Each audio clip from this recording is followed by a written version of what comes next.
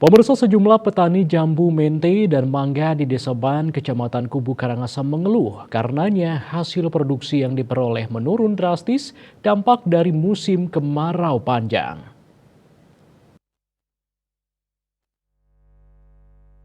Petani jambu mente Iwayan Potak mengungkapkan akibat minimnya pasokan air serta keringnya tanah mengakibatkan bunga jambu mente berguguran. Kondisi itu mengakibatkan hasil produksi jambu turun drastis. Pihaknya memiliki kebun mente 1,6 hektar.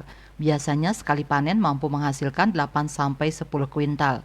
Tapi sekarang ini hanya menghasilkan 1-2 kuintal sehingga ada selisih 6-8 kuintal dibandingkan tahun lalu. Perbekal Ban Gede Tamu Sugiarto menjelaskan, lahan mente serta mangga yang gagal panen di Ban hampir ratusan hektar di 15 banjar. Kerugiannya diperkirakan mencapai ratusan juta. Kepala BPBD Karangasem Ide Bagus Ketut Arimbawo membenarkan kondisi itu. Namun pihaknya belum bisa memastikan apa penyebabnya. Apakah karena kemarau panjang atau faktor lain. Eka Parananda, Bali Pos melaporkan.